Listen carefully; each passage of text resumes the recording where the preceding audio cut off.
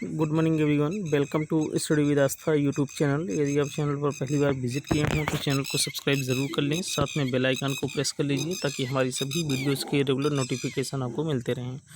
आइए आज के समाचार पत्रों पर डालते हैं एक नज़र।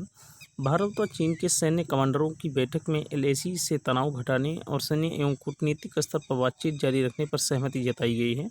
हालांकि सैनिकों के पीछे हटने की प्रक्रिया में समय लग सकता है। उधर शांति वार्ता के बीच चीन ने एलएसी के करीब 20,000 सैनिकों की तैनाती बढ़ा दी है।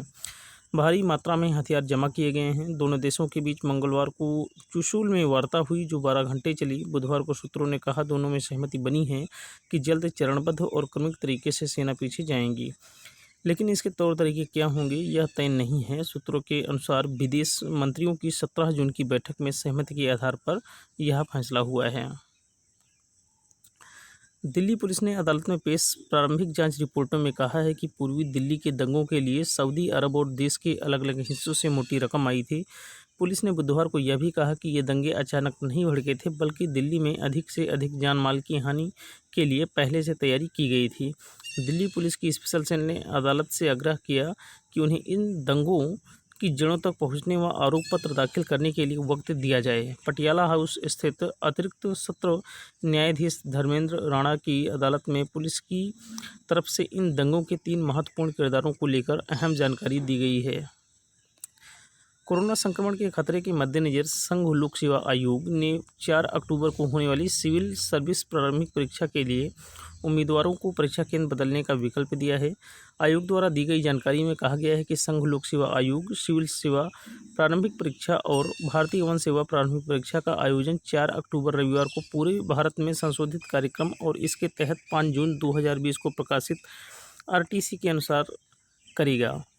उम्मीदवार अपने पसंद के केंद्रों के चयन के लिए आयोग की वेबसाइट पर 7 जुलाई से 13 जुलाई तक और फिर 20 से 24 जुलाई तक शाम 6 बजे 2 चरणों में आवेदन कर सकेंगे।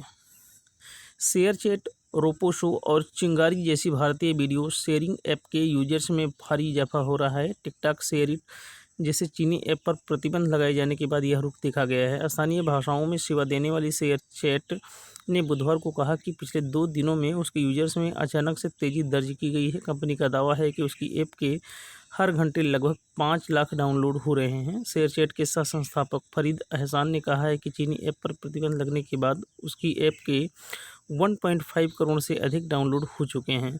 शेयरचैट के देश में 15 करोड़ से अधिक पंजीकृत यूजर्स हैं। एक अन्य घरेलू ऐप रोसोपो का कहना है कि प्रतिबंध के बाद कई टिकटॉक उपयोक्ता उसके मंच पर आए हैं।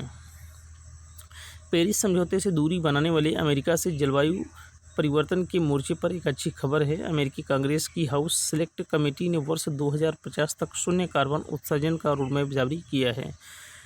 रिपोर्ट में उपरोक्त अवधि तक 100% स्वच्छ ऊर्जा अपनाने की योजना पेश की गई है। बता दें कि अभी अमेरिका चीन के बाद दूसरा बड़ा प्रदूषक राष्ट्र है। मूलतः डेमोक्रेट सदस्यों के बाहुल्य वाली सेलेक्ट कमेटी की इस रिपोर्ट में कहा गया है कि अमेरिका वर्ष 2040 तक विद्युत क्षेत्र में कार्बन उत्सर्जन को शून्य के स्तर पर ले आएगा, जबकि इससे पहले वर्ष 2035 तक शून्य उत्सर्जन वाली कारों की बिक्री का लक्ष्य हासिल कर लिया जाएगा। इसी प्रकार वर्ष 2030 तक सभी आवासीय और वाणिज्यिक वाहनों के लिए भी शून्य उत्सर्जन वाले मानक लागू कर दिए जाएंगे। अरविंद केजरीवाल ने बुधवार को कहा कि दिल्ली में अब कोरोना संक्रमण की स्थिति काबू में है। हर रोज़ ठीक होने वाले मरीजों की संख्या बढ़ रही है। उन्होंने कहा जांच की संख्या बढ़ाने के बाद संक्रमण के मामले में कम हुए हैं। अस्पतालों में एक सप्ताह में भर्ती मरीज भी घटे हैं। केजरीवाल ने कहा कि 1 महीने पहले लॉकडाउन खत्म होने के बाद तेज़ी से कोरोना बढ़ा। अनुमान था 30 जून तक 1 लाख मामले आएंगे, मगर आज स्थिति बहुत बेहतर है। स्वस्थ होने की दर भी बेहतर हुई है। 1 महीने पहले वाली भयावह स्थिति से दूर है, मगर हमने अपनी तैयारी जारी रखी है।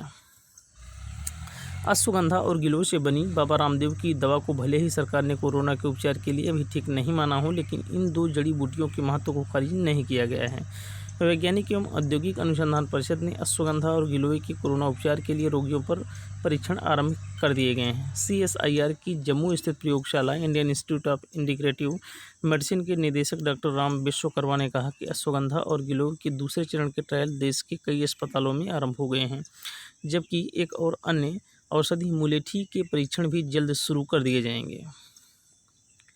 बैंकों द्वारा सावधि जमा यानी एफडी की ब्याज दरों में भारी कटौती के दौर में निवेशकों को सरकार ने एक बड़ी राहत दी है।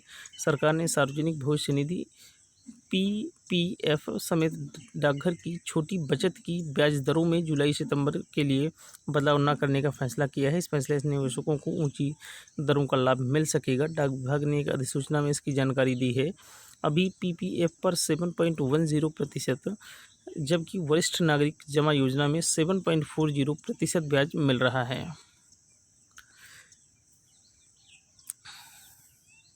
कर्मचारी चयन आयोग यानी एसएससी ने संयुक्त स्नातक स्तरीय भर्ती 2019 की प्रारंभिक परीक्षा टियर 1 का परिणाम बुधवार को घोषित कर दिया। यह परीक्षा 3 से 9 मार्च 2020 तक कंप्यूटर आधारित यानी ऑनलाइन हुई थी। प्रारंभिक परीक्षा में देश भर से शामिल हुए 9,78,103 परीक्षार्थियों में से 1,53,621 को अगले चरण की परीक्षा यानी टियर 2 के लिए सफल किया गया है।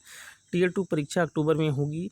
आयोग ने सफल छात्रों की 3 सूची जारी की है। पहली सूची में असिस्टेंट ऑडिट अफसर, असिस्टेंट अकाउंट अफसर के लिए सफल किए गए 8,951 परीक्षार्थियों के नाम हैं, जो टियर 2 में पहले, दूसरे और चौथे प्रश्न पत्र की परीक्षा देंगे। रेलवे ने निजीकरण की दिशा में बड़ा कदम उठाते हुए बुधवार को यात्री ट्रेनों के 109 से अधिक रूट पर परिचालन के लिए निजी निवेश के पात्रता अनुरोध आमंत्रित किए हैं। सवारी रेलगाड़ियों के संचालन में निजी कंपनियों की भागीदारी की परियोजना में निजी क्षेत्र की ओर से करीब 30,000 करोड़ रुपए के निवेश की जरूरत होगी। यात्री रेल सेवाओं के लिए चुनी गई निजी कंपनियों को वास्तविक खपत के अनुसार निर्धारित ढुलाई शुल्कों और बिजली शुल्क अदा करना होगा। निजी कंपनियां ट्रेनों के वित्त पोषण, खरीद और रखरखाव के लिए जिम्मेदार होंगी। निजी कंपनियों द्वारा संचालित ट्रेनों के गार्ड और चालक भारतीय रेलवे से होंगे।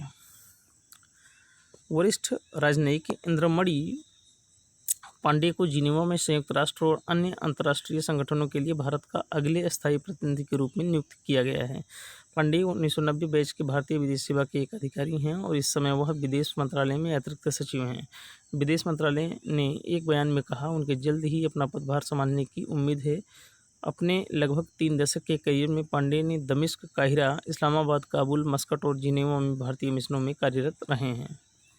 उत्तर प्रदेश की राज्यपाल आनंदीबेन पटेल ने बुधवार को मध्य प्रदेश के राज्यपाल पद की शपथ ली। वह मध्य प्रदेश की प्रभारी राज्यपाल होंगी।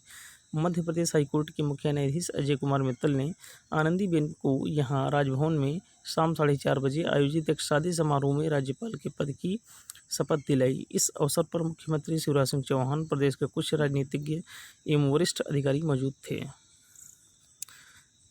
कारोबार के दौरान बंबई शेयर बाजार का सूचकांक 35,467.23 अंक की ऊंचाई छूने के बाद कारोबार की समाप्ति पर 498.65 अंक यानी 1.43% बढ़कर 35,414.45 अंक पर बंद हुआ। इसी प्रकार नेशनल स्टॉक एक्सचेंज का निफ्टी 127.95 अंक यानी 1.24% बढ़कर 10,403.05 अंक पर बंद हुआ। सरकार ने जून में जीएसटी से 90,917 करोड़ एकत्र किए। ये आंकड़ा मई में 62,009 करोड़ और अप्रैल में 32,294 करोड़ रुपए था। पिछले साल की तुलना में जून 2020 में जीएसटी संग्रह 9% कम था, जबकि इसमें मई के दौरान 62% और अप्रैल के दौरान 28% गिरावट हुई थी। चालू वित्त वर्ष की पहली तिमाही यानी अप्रैल जून के दौरान जीएसटी संग्रह में 59% की गिरावट हुई। कोविड-19 महामारी के कारण लागू पूर्णबंदी से ऐसा हुआ, जिसके कारण आर्थिक गतिविधियां प्रभावित हुई हैं। विश्व बैंक ने बुधवार को कहा कि वह कोविड-19 से प्रभावित 15 करोड़ सूक्ष्म, लघु व मझोले उद्यमों की मदद के लिए भारत को $75 करोड़ का बजट समर्थन देगा। वित्त वर्ष 2020 यानी जुलाई 2019 से 2020 के दौरान विश्व बैंक ने भारत को 5.13 अरब का कर्ज उपलब्ध कराया। यह पिछले एक दशक में उससे भारत को मिली सबसे अधिक वार्षिक ऋण सहायता है। इसमें कोविड-19 महामारी के 3 महीने के भीतर उपलब्ध कराई गई $2.75 अरब की ऋण सहायता शामिल है।